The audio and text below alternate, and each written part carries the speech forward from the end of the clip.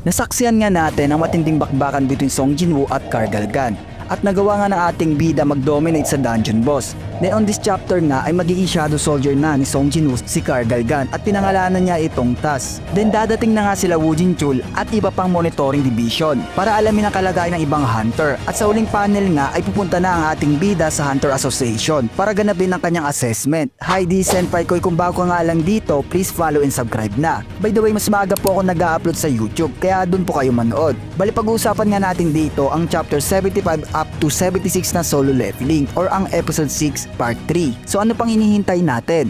Let's go! 孫ジヌいい級だ Sa pagbungad nga ng chapter na ito ay makikita natin sila Woo Jinchul at iba pang miyembro ng monitoring division na nandoon sa lokasyon ng dungeon boss. Na-witness nga nila dito yung makikipaglaman ng summon creature ng ating bida sa High Orcs. Then gamit nga ang Rose Strength ni Song Jinwoo ay nagawa niyang masuntok ang dungeon boss sa ulo na naging dahilan sa pagkakabagsak nito.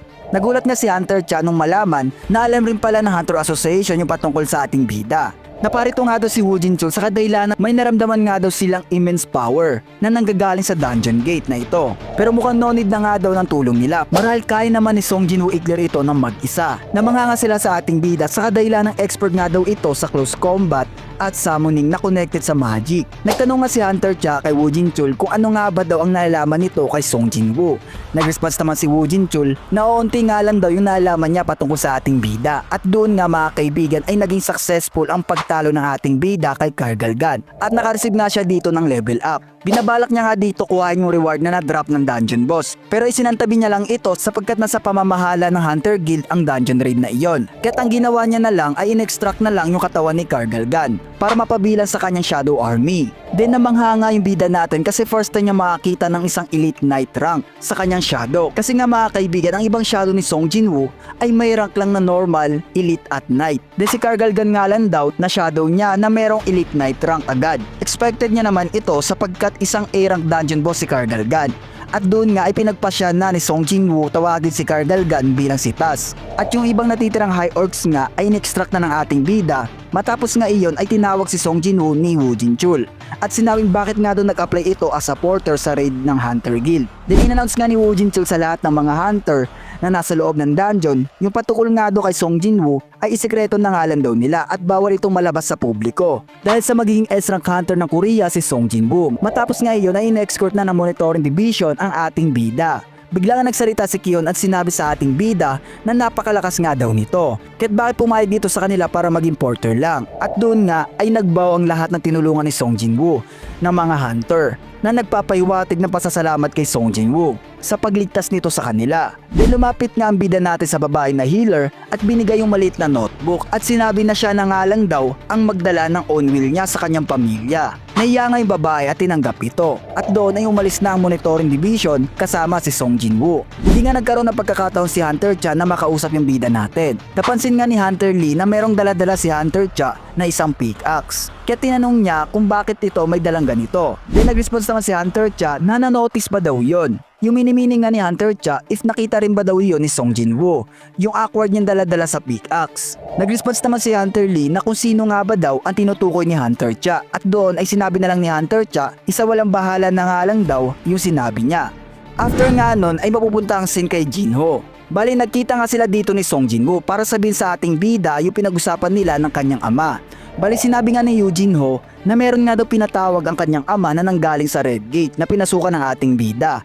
At nalaman ng kanyang ama na involved nga daw si Song Jinwoo dito sa pagligtas sa White Tiger Guild. Kaya napagpasya ng kanyang ama bago maging guildmaster si Jinho sa Eugene Guild ay kinakailangan ni Song Jinwoo mapabilang dito or maging official member. Pasigaw nga sabi ni Jinho na tatanggapin nga daw niya kung ano yung maging desisyon ng ating bida dahil wala nga daw siya sa katayuan para magpasya sa kagustuhan ni Song Jinwoo. Yung akto magsasalita na nga si Song Jinwoo ay biglang naputol ang panel at napunta sa headquarters ng Hunter Guild. Nagulat nga si Choi Jong-in nung malaman na naging miner at porter si Song Jinwoo sa kanilang guild. Hindi nga daw alam ni Kion kung bakit nga daw ginawa ito ni Song Jinwoo. Pero hindi naman daw nag-interfere si Song Jinwoo sa naganap na raid.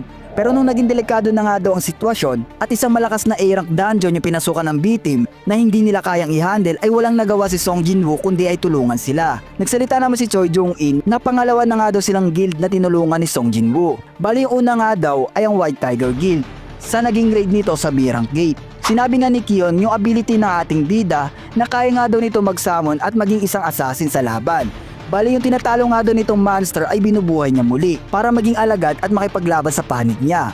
Naging interested nga si Choi Jong-in dito at sinabing napaka-powerful nga daw ng skills na iyon. Kaya't kinonfront ni Choi Jong-in si Hunter Ki-hon kung sino nga ba daw ang mas malakas sa kanila. At doon nga sinabi ni Kion may pagkakaiba nga daw ng specialize ang mga hunter. Pero isa nga lang daw ang gusto malaman ni Hunter Ki-hon. Kung kaya pa daw ni Choi Jong-in gawin ang ginawa ni Song Jin-woo na mag-clear na mag-isa sa isang napakadelikadong A-rank dungeon. At doon nga napagtanto ni Choi Jong-in na hindi nga daw niya iyon makakaya sapagkat malakas nga lang daw siya sa opensiba pero mahina siya sa depensa. Kinakailangan niya ng tulong ng mga tank at fighter. At ayun yung malaking gap na kapangyarihan nilang dalawa ni Song Jin-woo. Dala ating bida ay kaya maipaglaban na mag-isa or mag-clear mag-isa ng isang powerful dungeon. Kaya na-disappoint na nga lang si Choi Jong-in sa kanyang hunter name na ultimate weapon. At doon napagpasyahan nila na gagawin nila ang lahat upang ma-recruit si Song Jin-woo sa kanilang guild. After nga nun sa labas ng Hunter Association building ay nagkalat ang napakadaming reporter. Nandito nga sila para matunghayan ang pagdating ni Min-sung para sa magaganap nitong re-evaluation. Bali ginawa niya nga ito para maging headline sa balita. At doon nga sa hindi inaasahan ay napaparoon rin ang dalawang guildmaster sa White Tiger Guild at Hunter Guild na sila Baek Kyun-ho at Choi Jong-in. Pinagtataka nga ni Baek Kyun-ho kung bakit nga daw napakaraming tao ngayon sa labas ng Hunter Association building.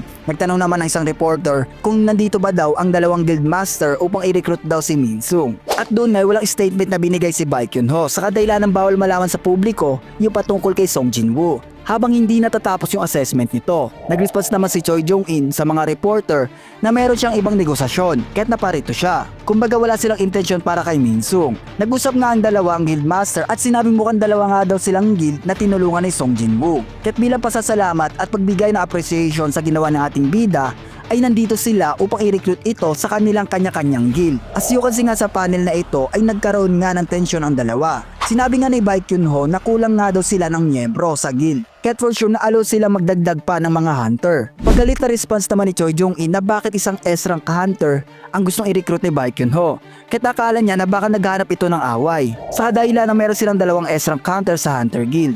Kay Baek Kyun-ho naman sa Whiter Guild ay iisa lang. After nga nun ay dumating na ang guildmaster na si Hunter Gyo. Patanong nga nito sinabi kung nag-aaway ba daw ang dalawa dahil kay Min-sung. Narinig nga ito ng dalawa at pasigaw na sinabi na wala nga daw silang pakialam kay Min-sung. At doon nga ay dumating na si Min-sung sa Hunter Association building. At kasabay nga nitong dumating ang ating bida na nagtataka kung bakit napakaraming reporter ngayon. At doon magwawakas ang chapter 75 and 76 ng solo leveling. Sa next chapter nga mga kaibigan ay magkakaroon ng assessment si Song Jin-woo kung saan nandoon ang chairman ng Hunter Association na si Gon-hye para itest ang abilidad ng ating bida at ayan ang aabangan natin. This is Senpai Koy, see you in next video.